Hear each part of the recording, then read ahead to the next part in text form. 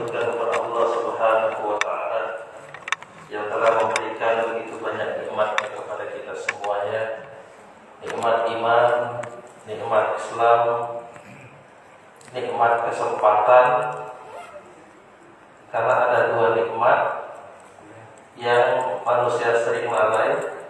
Di antaranya adalah nikmat kesempatan, waktu luang, dan nikmat kesehatan. Kalau sudah sakit, kita baru tahu bahwa sehat itu penting. Kalau sudah tidak ada waktu lagi, baru kita paham bahwa waktu itu mahal. La in syakartum la azidannakum wa la in kafartum inna adzabi lasyadid. Kalau kita bersyukur atas nikmat karunia, semua nikmat yang Allah berikan kepada kita, mulai dari ujung rambut sampai ujung kaki, kita syukuri semua nikmat tersebut. Nikmat bisa berkumpul dengan orang-orang yang soleh.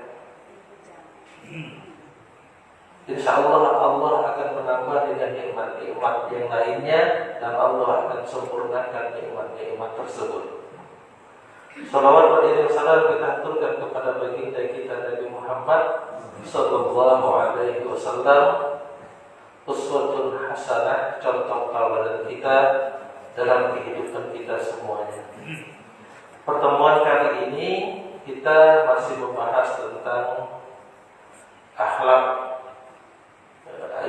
akhlakul Islam. Pembahasan kita adalah tentang akhlak muslim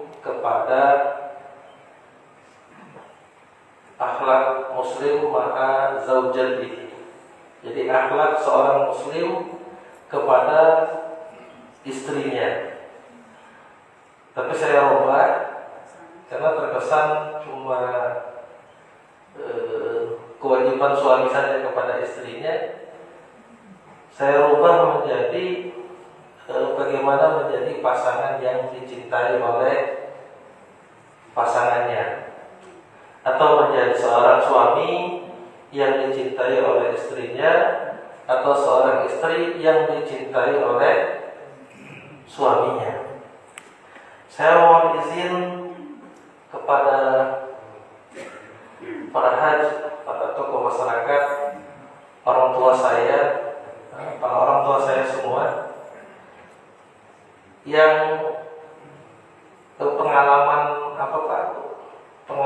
hidupnya yang sudah lama, sudah banyak pengalaman hidupnya. Ini hanya sharing saja, mudah-mudahan dari sharing diskusi kita ini ada manfaatnya. Di sini mungkin ada yang 60 tahun ya Pak ya? Wah, ada 70. Jadi saya mau izin, kalau ada kekurangan dari bahan diskusi ini, nanti tolong diluruskan. Ajawa'an Allah Subhanahu wa Ta'ala.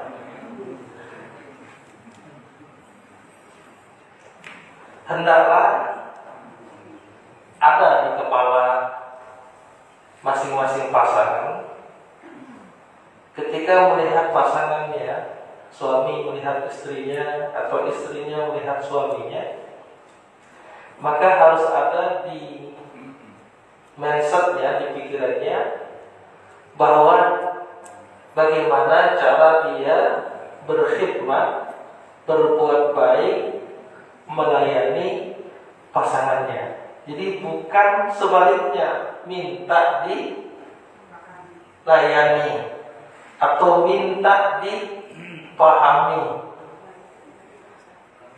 Jadi di setiap kepala pasangan itu harusnya ketika dia melihat pasangannya, suami melihat istrinya, istri melihat suaminya, maka yang terpikir adalah bagaimana cara saya untuk berkhidmat, melayani, membantu, memberikan yang terbaik untuk pasangannya.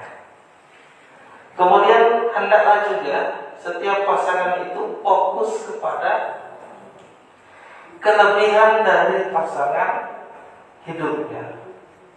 fokusnya adalah kelebihannya, bukan kekurangannya. Kira-kira apa yang terjadi jamaah yang rahmat Allah Subhanahu wa taala kalau ada pasangan suami istri, dia fokusnya hanya kepada kekurangannya. Kira-kira apa yang terjadi, Pak? Berantem. Yang suami melihat istrinya, kok ini kurang mancung ya?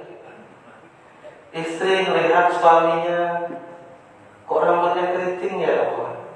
Terus itu semua. Maka yang terjadi adalah akhirnya rasa tidak puas.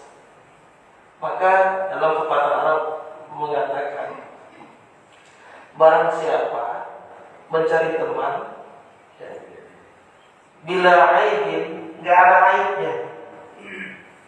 Siapa yang mencari teman bila aibin, baqiya bila akhir. Siapa yang mencari teman dan temannya itu dia pengen temannya sempurna, nggak ada kekurangannya, nggak ada kejelekannya, maka baqiya bila akhir, maka dia tidak akan memiliki teman. Justru dari suami istri itulah, dari pasangan itulah, dengan kekurangan masing-masing akhirnya saling melengkapi. Maka pernikahan di dalam Islam adalah ketentraman hati, ketenangan jiwa, dan ketentraman batin. Kita masuk yang pertama, bagaimana menjadi istri yang dicintai oleh suaminya, bukan suami orang lain. Bagaimana?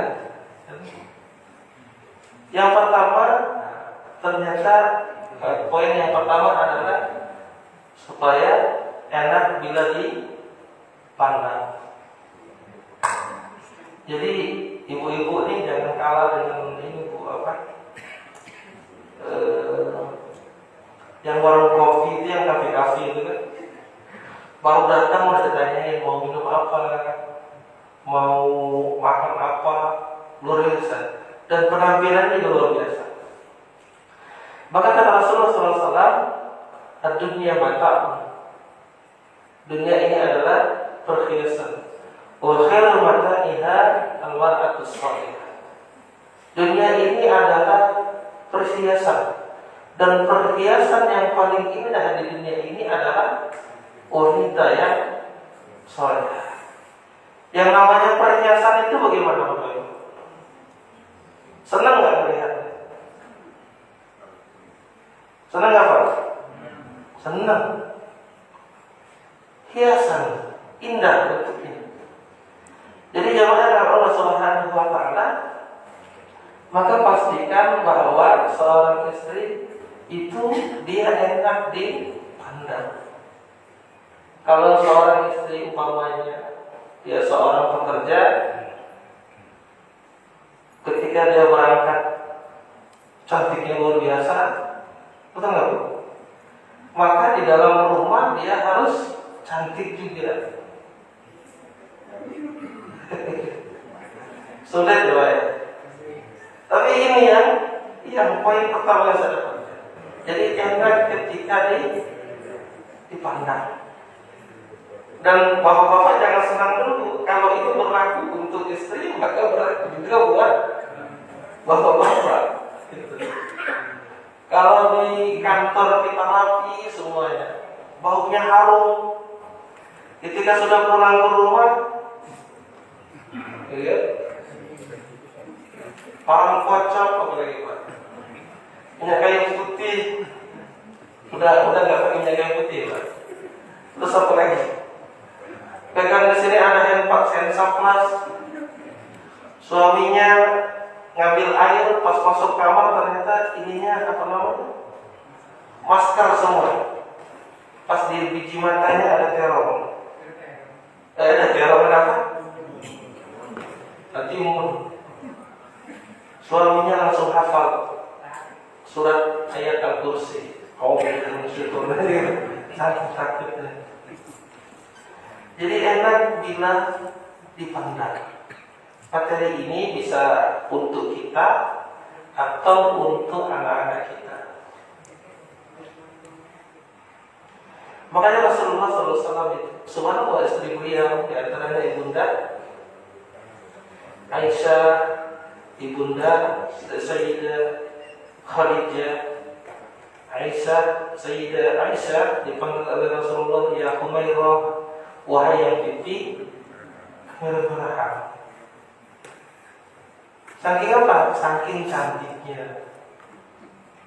Kemudian Khadijah, ibunda Khadijah, Sayyidah Khadijah, itu luar biasa, Bu. Cantiknya dan enak ketika dipandang. Maka bagus juga kalau kita baca buku tentang biografi ibunda Khadijah. Nanti ada yang komentar, itu kan ibunda Khadijah itu kan konglomerat. Kalau konglomerat perawatannya banyak, hartanya dan sebagainya. Nah, kalau di sini yang penting kita niatkan adalah ibadah.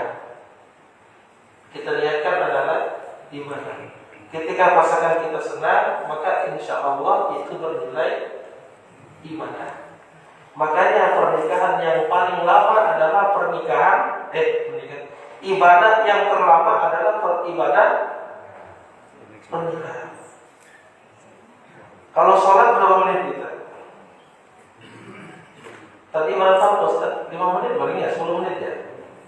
Sholat 10 menit. Kalau sendirian mungkin agak lebih cepat lagi gitu. Tergantung kondisi gitu kan kalau sendirian. Kalau bareng-bareng kan mungkin lebih lama. Kalau ibadah pernikahan luar biasa. Nah, kemudian yang berikutnya, siapakah wanita yang paling baik? Beliau menjawab, sebaik-baik wanita adalah yang menyenangkan jika dilihat oleh suaminya.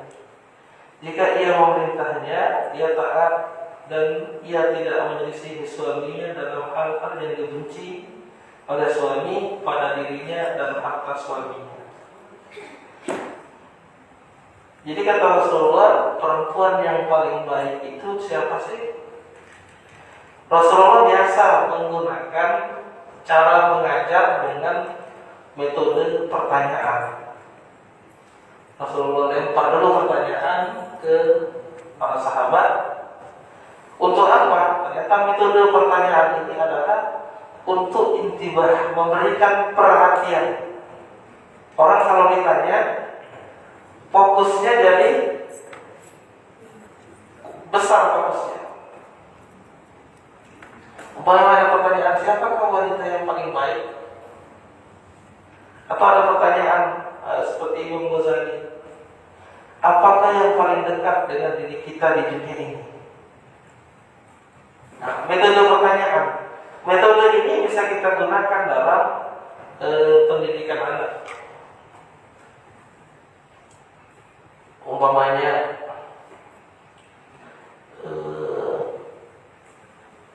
bagaimanakah caranya menjadi seorang anak atau seorang anak yang dicintai oleh orang tuanya? Nah, itu anak pasti mikir tuh. Kalau anak-anak SD pasti mikir dengan metode pertanyaan. Dan di sini Rasulullah bertanya, siapakah wanita yang paling baik?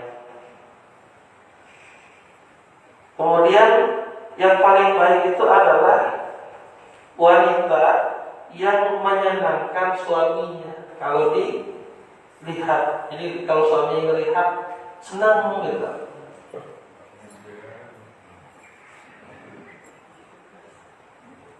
Kemudian kalau disuruh dia taat. Kemudian dia tidak menyelisih suaminya dalam hal yang dibenci oleh suaminya pada dirinya dan harta suaminya. Satu, kalau dilihat menyenangkan. Yang kedua, kalau disuruh dia taat. Dan yang ketiga, dia tidak menyelisih suaminya.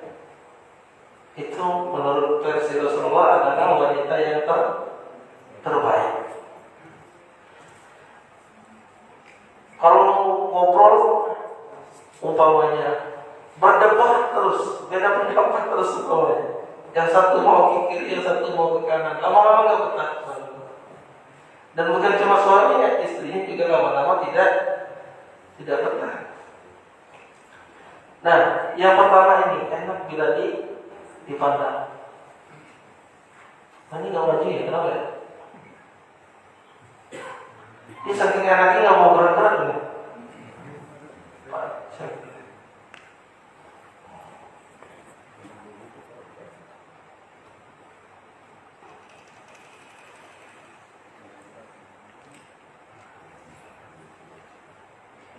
Jadi harus ngeliat apa? Oh. Yang pertama enak dipandang. Yang kedua adalah menjaga kebersihan dan kenyamanan rumah.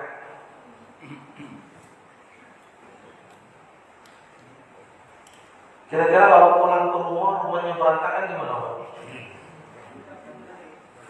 Suasana hatinya juga berantakan. Dan banyak sekali hadis-hadis Nabi yang menjelaskan tentang pentingnya kebersihan. Di antaranya at-tahuru syatrul iman. Kebersihan itu sebagian daripada cabang iman. Artinya kalau dia bersih berarti menunjukkan keimanannya.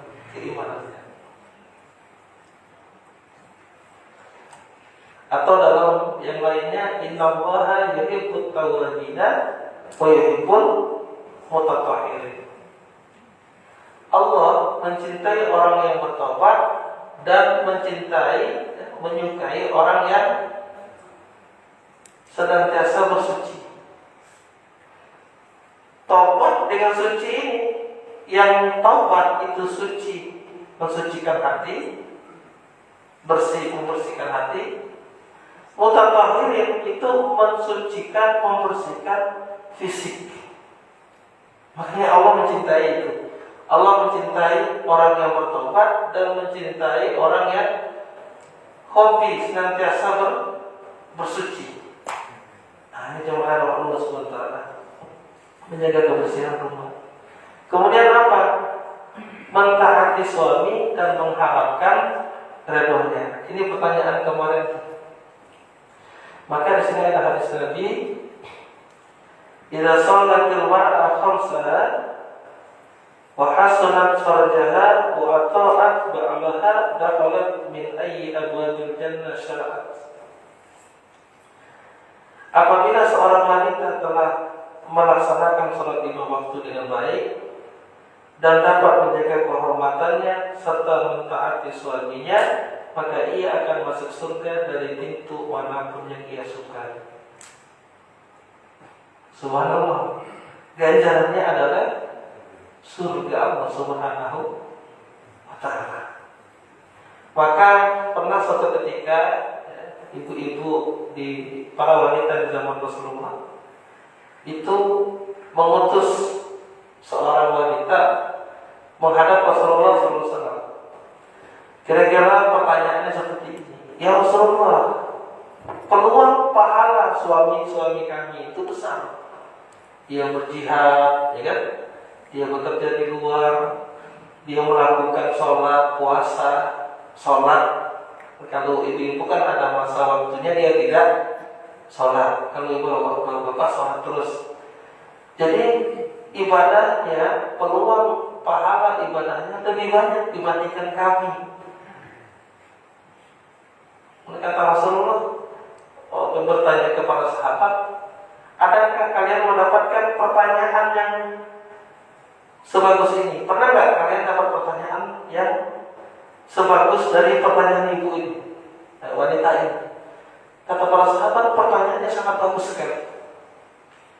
Jadi kalau zaman dulu para wanita itu protes kepada Rasulullah, protesnya tentang apa? Tentang kalau para laki-laki, para suami itu peluang ibadahnya, peluang pahalanya lebih banyak dibandingkan para ibu.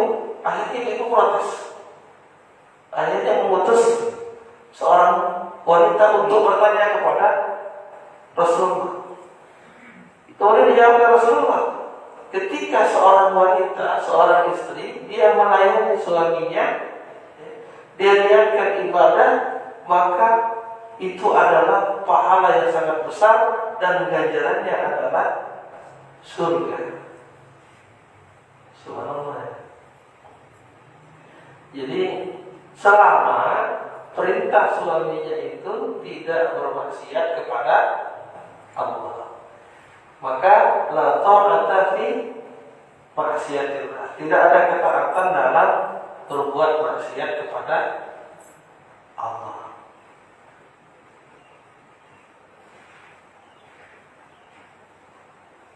Menjaga rahasia suami ini berlaku juga buat para istri. Saya bacakan hadisnya. Sesungguhnya di antara golongan manusia yang paling buruk kedudukannya pada hari kiamat nanti adalah seorang suami yang melakukan persetubuhan, maksudnya hubungan suami istri. Demikian juga kebalikannya, kemudian dia menyebarkan rahasianya. Ini dilaknat ya. Sayangnya di TV-TV jadi tontonan. Pernah nggak dapat kan? Jadi tontonan, padahal itu tidak. Kemudian dalam hadis yang lain diriwayatkan dari Asma binti Yazid bahwa ia berada di sisi Nabi Sallallahu Alaihi Wasallam, sedangkan ketika itu kaum laki-laki maupun perempuan sedang duduk. Apakah mungkin ada seorang laki-laki yang menceritakan apa yang diperbuatnya dengan istrinya, atau seorang perempuan yang menceritakan apa yang diperbuatnya dengan suaminya? Orang-orang pun terdiam semua tanpa ada yang berani menjawab. Lantas aku katakan, demi Allah, benar ya Rasulullah, kaum perempuan menceritakan hal itu, demikian pula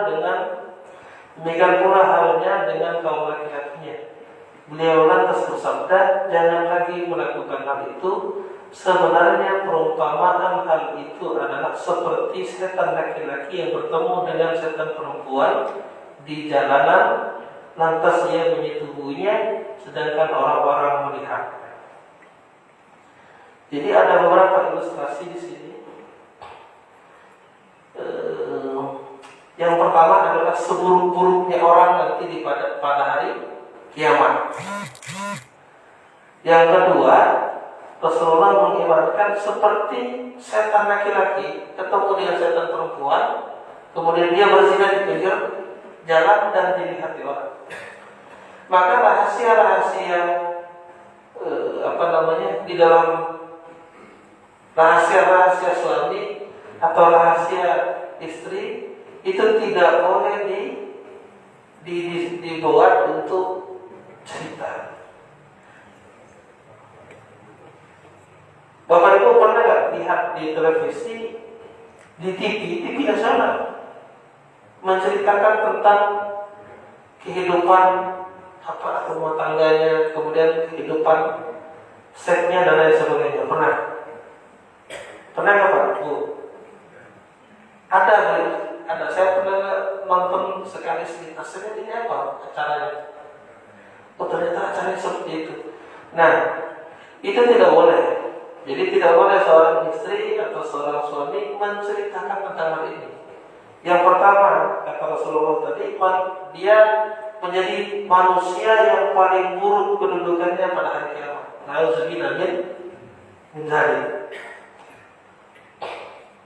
Manusia yang paling buruk. Kemudian yang kedua diibaratkan seperti setan. Kemudian jamaah Allah SWT ini menjaga harta suami dan merawat anak-anaknya. Ada nggak seorang istri yang dia cuek, tidak merawat anak-anaknya? Ada nggak? Ada. Saya pernah dapat kasus ini. Padahal subhanallah. Jadi dia cuek kepada anaknya itu gara-gara dia jengkel dengan suaminya. Jadi seperti balas dendam, Pak. Gara-gara balas dendam. Jadi suaminya itu kalau dia kerja pulang malam, kemudian dia nggak sampai ada kegiatan lain, dia hobi apa, Nah akhirnya istrinya dendam dengan suaminya. Cara dendamnya apa? Cara dendamnya kepada anaknya. Ini nggak boleh. Padahal masya Allah, kullukum ra'in wa kullukum mas'ulun an ra'iyatihi. Kata Rasulullah, kullukum ra'in, setiap kalian adalah pemimpin dan setiap kalian bertanggung jawab terhadap apa yang dipimpinnya. Seorang suami bertanggung jawab terhadap keluarganya dan seorang istri juga telah bertanggung jawab terhadap anak-anaknya dan harta suaminya. Ini munciknya. Kemudian jangan selalu bersedih. Wabil khusus bersedihnya ini dalam hal dunia. Pernah dapat kisah tentang kisah Nabi Ibrahim alaihissalam. Nabi Ibrahim alaihissalam jadi Nabi Ismail alaihissalam itu sudah dewasa, akhirnya dia menikah. Dan setelah menikah, rumahnya jauh dengan Nabi Ibrahim. Ada yang menjelaskan Nabi Ibrahim di Palestina, Nabi Ismail di kota lain. Hingga suatu ketika Nabi Ibrahim ini berkunjung. Ketika dia berkunjung, ternyata Nabi Ismail sedang berburu. Jadi ada hobi berburu. Ketika datang, Nabi Ismail tidak ada. Yang ada adalah istrinya, istri Nabi Ismail. Nabi Ibrahim mengucapkan salam. Setelah itu bertanya, di mana suamimu? Suamiku sedang berburu. Kemudian kata Nabi Ibrahim, bagaimana keadaan kalian? Ternyata istrinya Nabi Ismail ini semua isi pembicaraannya adalah mengeluh. Dia menceritakan tentang ekonominya, dia menceritakan tentang ini dan itu, semuanya isi mengeluh. Akhirnya Nabi Ibrahim berkata, kalau nanti suamimu sudah pulang, sampaikan salam dariku dan katakan kepadanya, tolong palang pintunya diganti. Tolong palang pintunya diganti. Pulanglah Nabi Ibrahim, kemudian datanglah Nabi Ismail. Kata Nabi Ismail, selama saya berburu, apakah ada tamu? Kata dia, ya ada. Siapa? Orangnya seperti ini, seperti ini. Dia meninggalkan pesan, iya. Pesannya apa? Pesannya, tolong palang pintunya diganti. Kata Nabi Ismail, tahukah engkau bahwa yang datang itu adalah ayahku, Nabi Ibrahim alaihissalam, dan dia memerintahkan kepadaku untuk menceraikanmu. Akhirnya diceraikan. Kemudian Nabi Ismail menikah lagi, dan datang lagi Nabi Ibrahim. Nabi Ibrahim datang, kebetulan Nabi Ismail sedang berburu. Kemudian ditanya, bagaimana kondisi kalian? Dijawab oleh istri Nabi Ismail, alhamdulillah, kondisi kami begitu banyak nikmat yang telah Allah berikan, dan kami kondisinya dalam kondisi baik. Padahal posisi kehidupan ekonominya sama saja seperti sebelumnya. Kondisi ekonominya sama saja dengan sebelumnya, tapi berbeda dengan istrinya yang kedua ini. Dia mengatakan alhamdulillah atas segala karunia yang Allah berikan, kami dalam kondisi sangat baik pada saat ini. Jadi istrinya yang pertama ini anak dari kepala suku. Mungkin bisa jadi secara ekonomi semuanya ketika dia masih gadis dulu sudah terjamin oleh ayahnya. Akhirnya dia membanding-bandingkan dan akhirnya dia bersedih. Kemudian kata Nabi Ibrahim alaihissalam, sampaikan salamku kepada suamimu, pertahankan dan perbaguslah palang pintumu. Kemudian dia pulang, datang Nabi Ismail. Apa pesan tamu yang datang ke rumah kita? Kata tamu tersebut, perbaguslah, ya, pertahankan palang pintumu. Kata Nabi Ismail, tahukah engkau bahwa yang datang itu adalah ayahku, dan ayahku berpesan agar aku menjagamu dengan baik. Nah, pelajaran di sini adalah agar jangan terlalu bersedih dalam permasalahan dunia. Nanti pasti ada pertanyaan, boleh nggak kalau gitu seorang ayah nyuruh anaknya bercerai seperti Nabi Ibrahim tadi? Nabi Ibrahim itu kesolehannya luar biasa. Dan beliau melakukan itu bukan atas kehendak pribadinya, pasti mendapatkan wahyu dari Allah Subhanahu wa Ta'ala. Nanti dilihat dulu kualitas ayah ini. Jadi, maka kualitas ayahnya seperti Nabi Ibrahim AS. Tapi poin yang kita ambil dari sini adalah jangan suka mengeluh. Apalagi menceritakan kejelekan suami, kekurangan suami, atau suami menceritakan kejelekan dari istrinya.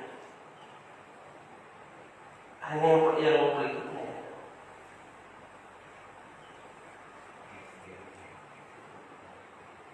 Nanti kalau habis waktu dikasih tahu Pak. Oh iya, alam. Yang ketujuh, menghargai kesenangan dan hobi suami selama hobinya tidak bertentangan dengan syariat. Ustaz, saya punya suami, hobinya apa? Nyabung ayam, boleh kan? Nggak boleh, ternyata menang. Nggak boleh juga ngucapin alhamdulillah. Nah, itu bertentangan hobinya dengan syariat. Kalau hobinya bersepeda gitu kan, kenapa enggak ibu juga ikut naik sepeda? Nah, ini kesenangan dari hobi suaminya. Tadi hobinya Nabi Ismail apa Bapak itu? Berburu. Dijelaskan di situ kadang-kadang Nabi Ibrahim berburunya juga lama.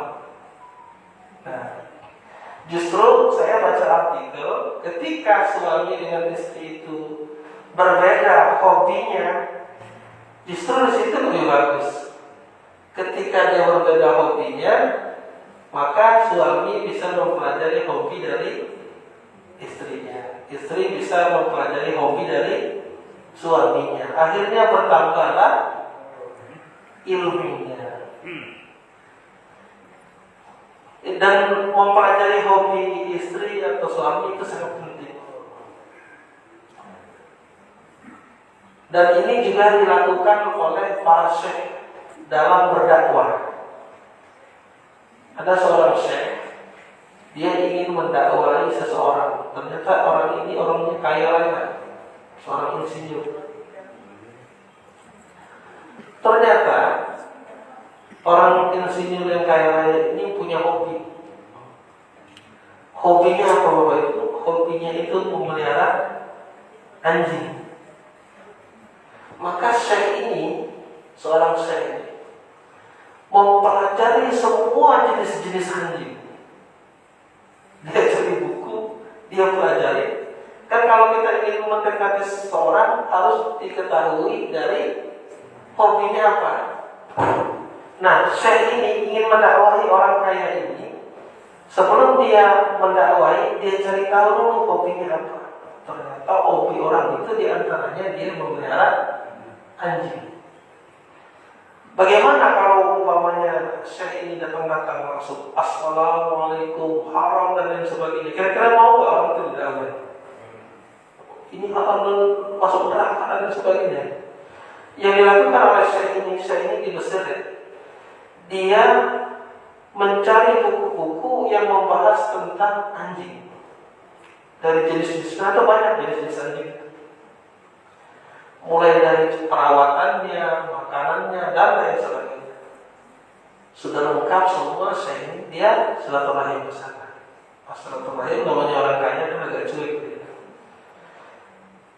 Pas dia masuk, kemudian ngobrol, syekh ini ngobrol tentang kesukaan orang ini, diantaranya memelihara anjing. Ketika dia tanya-tanya, syekh ini paham semuanya.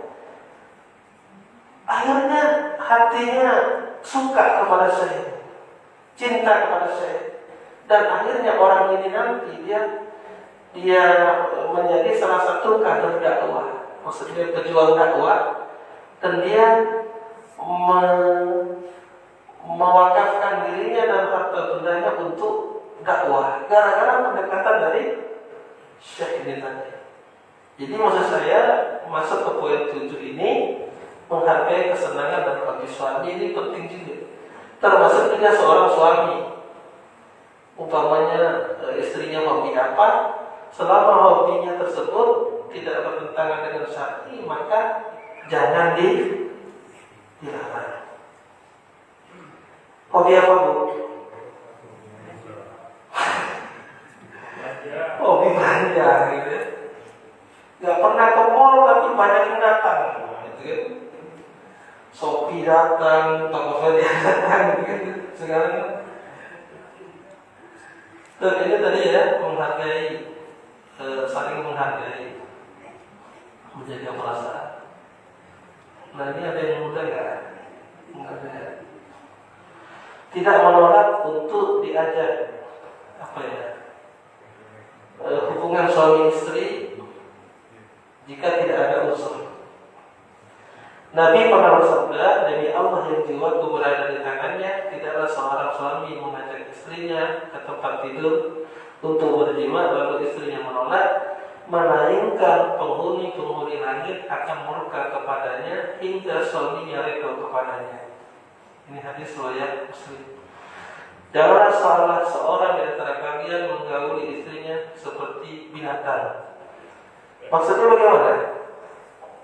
Hendaklah ia terlebih dahulu melakukan pendahuluan, yakni ciuman dan cukur rayu. Nah, ini hadis Tirmizi. Jadi maksud dari hadis yang Imam Tirmizi ini, tidak boleh seorang suami mendatangi istrinya seperti binatang. Maksud seperti binatang itu bagaimana?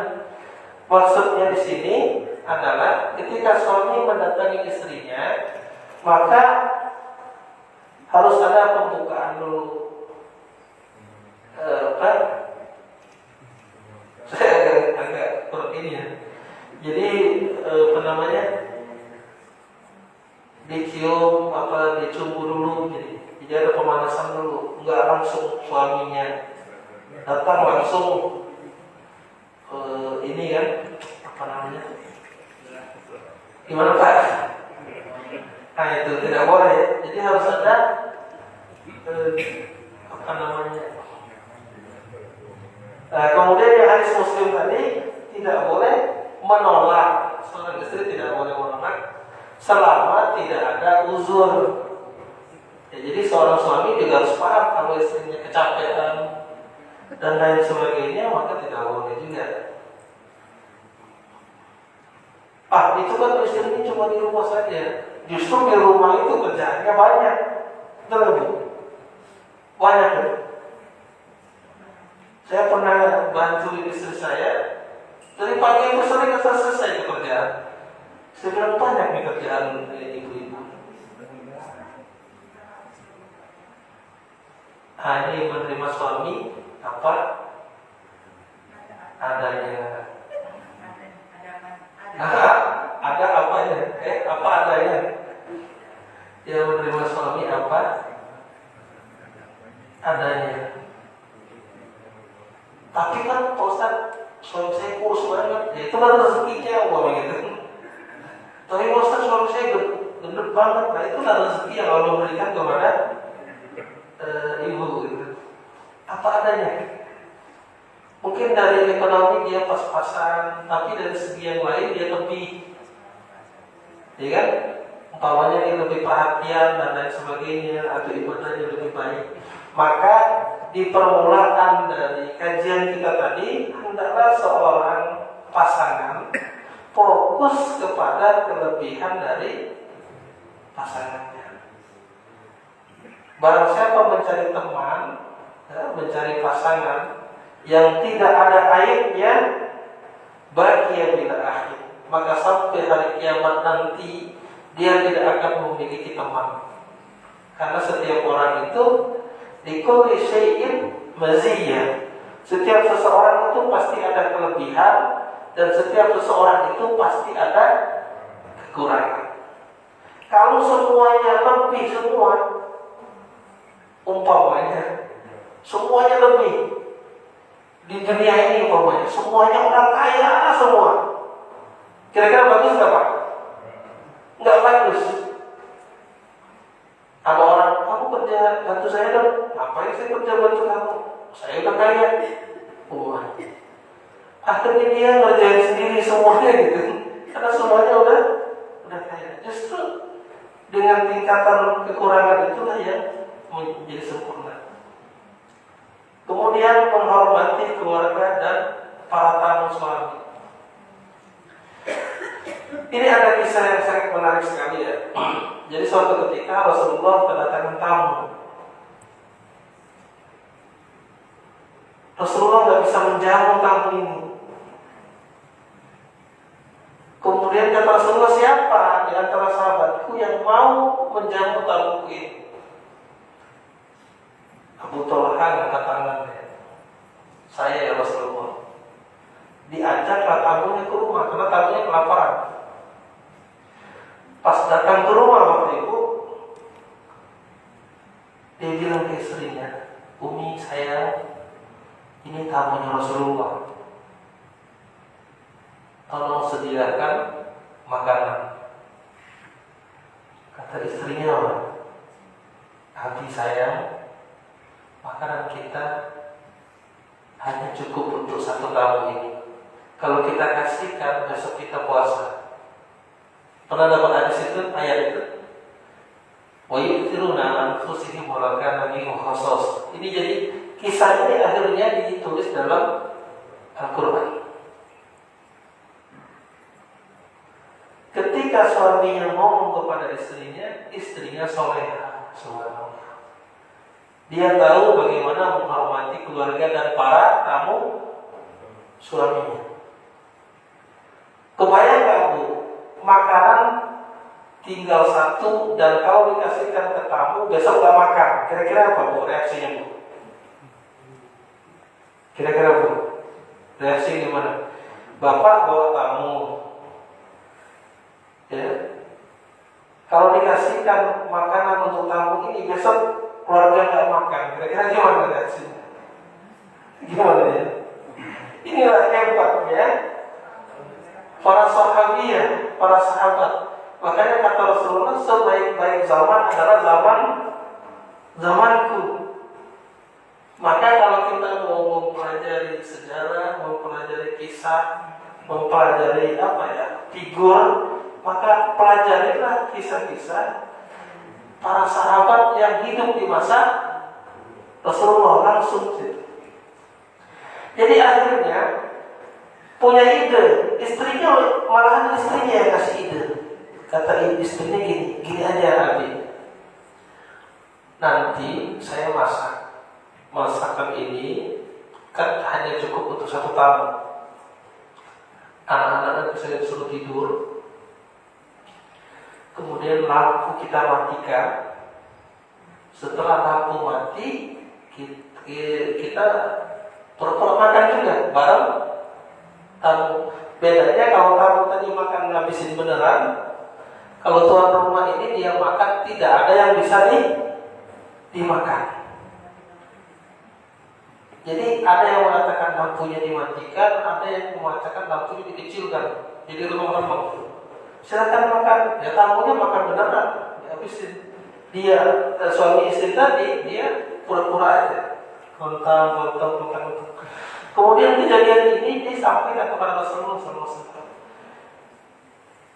Orang ini, sahabat ini belum sampai kepada Rasulullah, Rasulullah sudah tahu duluan. Jadi sahabat ini belum cerita kepada Rasulullah, Rasulullah sudah ngasih tahu duluan. Turunlah ayat wa yathiruna ala anfusihim walau kana bihim khasasah. Jadi dia mendahulukan orang lain walaupun dirinya sendiri juga perlu. Itulah kondisi kaum muslimin pada saat itu, hingga inilah yang menyebabkan izzah, harga diri, menyebabkan kaum muslimin itu disegani, menyebabkan kaum muslimin itu dihormati, menyebabkan kaum muslimin itu berwibawa di hadapan orang-orang yang tidak suka terhadap Islam. Ini di antara. Mungkin ada juga di sini juga ada kisah tentang Nabi Ibrahim alaihissalam ketika kedatangan tamu. Ada di Al-Quran. Ini surat Az-Zariyat ayat 24, 27 nanti bisa dibaca. Bagaimana cara istri Nabi Ibrahim menjamu tamu dari Nabi Ibrahim alaihissalam. Jadi ketika istri menjamu tamu Nabi Ibrahimnya juga senang kepada istrinya. Begitu juga dengan keluarga. Saya pernah dengar kajian seorang ustaz, kata beliau, kalau umpamanya mau ngasih uang nih, umpamanya keluarga istri datang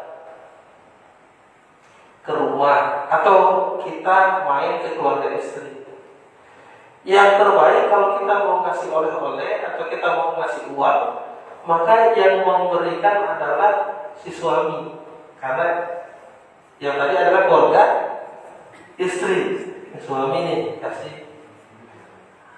Begitu juga kebalikannya, kalau istri ke keluarga suami, maka yang ngasih yang terbaik adalah si istri tadi. Itu Allah besar. Ini yang poin kedua, tidak berkeluar dengan laki-laki. Jadi seorang istri tidak campur dengan laki-laki, apalagi berdoa. Kemudian membantu suami untuk taat kepada Allah Subhanahu wa ta'ala. Ini hadisnya rahimahullah rajulan qama min al-lail fa shalla alaihi wa dhama'atahu fa shallat fa in abat rasha. Jadi hadis ini menceritakan tentang seorang suami, dia bangun, dia sholat, kemudian dia bangun dari istrinya, dipercikin dengan air supaya dia bangun. Tapi bangunnya untuk sholat ya. Malam hari bangunnya bukan untuk sholat. Dan mungkin sementara itu nanti baru masuk ke menjadi suami yang dicintai oleh istri. Kalau tadi poinnya menjadi istri yang dicintai oleh suami. Apa aja Pak yang diingat tadi Pak, poin-poinnya Bapak Ibu? Yang pertama, enak ketika dipandang. Jadi kalau ibu-ibu enak kalau dipandang, bapak-bapak juga enak kalau dipandang.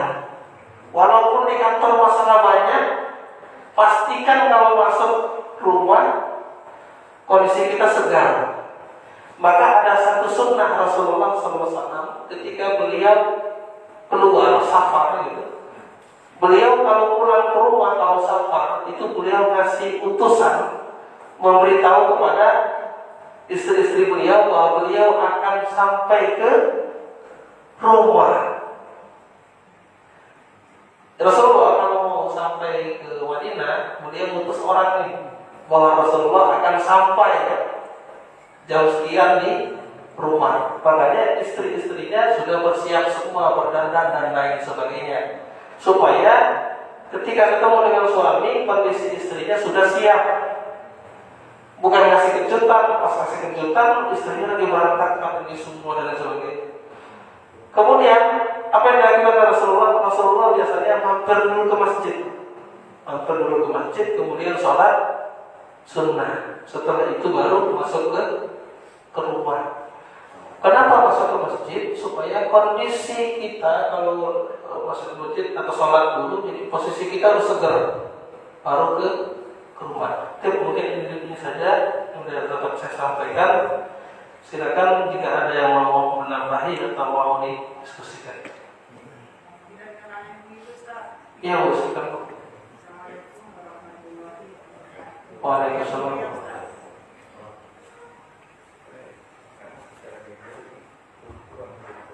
Ya, assalamualaikum warahmatullahi wabarakatuh. Waalaikumsalam. Iya, saya mungkin mewakili ibu-ibu di sini, Ustaz. Iya, karena ini sekarang berbicara tentang istri ya. Lebih untuk suami belum, mungkin nanti periode berikutnya suami yang nanya. Iya, baik. Ustaz tadi subhanallah enak dipandang dan sebagainya gitu ya. Ternyata wanita mudah banget ya untuk masuk surga itu memilih pintu yang mana saja. Tinggal sholat, menjaga kehormatan, kemudian taat kepada suami. Maka boleh memilih pintu mana saja yang dia kehendaki gitu ya, itulah hadisnya. Baik Ustaz, jadi gini, bagaimana kalau misalkan begini, seorang istri sudah taat, ya, kemudian pemahaman agamanya ya lumayan gitu ya, aktif di majelis dan sebagainya, dalam majelis ilmu ya Ustaz. Tapi ketika misalkan suaminya, kan kita seorang istri itu agak berat untuk bukan berubah Ustaz, memberi nasihat kepada pasangan kita. Karena kita ini kan di pihak ya istri lah ya, dipimpin gitu, bukan ini karena ada pimpinan kita adalah suami kita. Nah, ketika kita mau memberikan nasihat dan seterusnya, ini agak berat bagi seorang istri.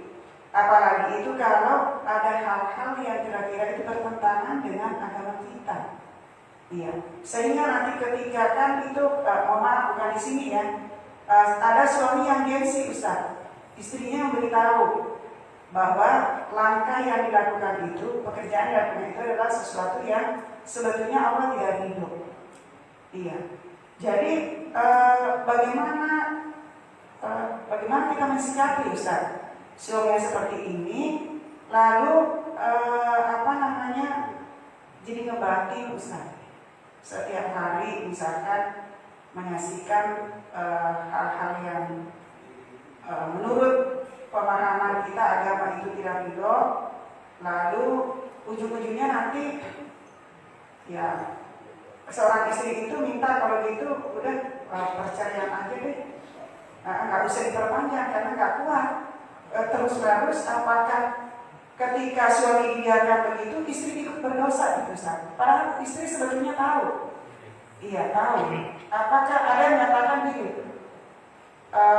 Istrinya Fir'aun ya, gembongnya itu penjahat gitu ya. Itu taat, Asia itu taat kepada suaminya gitu. Sementara kita kan seorang wanita ini wanita biasa yang penuh dengan kelemahan, kekurangan dan seterusnya. Tapi itu ngebatin Ustaz, setiap hari itu kondisinya seperti itu. Nah mau bercerai Allah tidak diridhoi, tapi itu sebetulnya tidak dibolehkan gitu ya kalau bisa ini, karena udah ada anak, ada cucu dan seterusnya. Apa yang harus dilakukan Ustaz? Jadi supaya seorang istri itu tidak berdosa, apakah diperpanjang pernikahan ini karena kondisinya seperti itu? Ya. Terus ya, terima kasih Ustaz. Itu aja. Terima kasih. Assalamualaikum warahmatullahi wabarakatuh. Jazakallah pertanyaannya. Yang pertama adalah memperbanyak doa ya. Karena indal qulub biyadillah. Jadi hati itu ada di tangan Allah. Allah lah yang membolak-balikkan hati. Jadi perbanyak doa, kemudian cari wasilah, umpamanya tempat-tempat mustajab dan lain sebagainya. mustajab dan lain sebagainya agar doa itu dikabulkan oleh Allah. Ini yang pertama. Yang kedua, carilah hakim itu maksudnya gini, perantara yang orang tersebut bisa didengarkan oleh sang suami. Karena kalau sudah tahu suaminya agak egois, kemudian dinasihatin sama istrinya, itu seperti api ketemu dengan minyak. Jadi, tapi kalau menggunakan perantara orang lain, bisa pakai atau bisa jadi temannya, atau bisa jadi omnya, atau bisa jadi siapa yang dekat dengan dia, biasanya akan didengarkan. Kemudian yang ketiga, biasanya orang itu berubah karena ada ilmu, ya kan? Karena ada ilmu itu yang menyebabkan orang bisa berubah. Bagaimana caranya agar informasi atau ilmu itu sampai kepada suami tadi? Kenapa kita puasa Pak? Ramadan. Kenapa kita semangat puasa Ramadan? Kenapa? Kenapa kita semangat puasa Ramadan? Karena ada manfaatnya, ada ilmunya tentang Ramadan tersebut, kan pahalanya dan lain sebagainya, betul kan? Nah, saran saya bagaimana caranya supaya suami tadi mendapatkan informasi tentang ilmu itu, bisa melalui kita atau melalui temannya menggunakan orang lain mungkin itu. Sementara mungkin 3 poin itu. Kemudian kalau mau ditambahin, pasti biasanya seorang suami itu ada kelemahannya.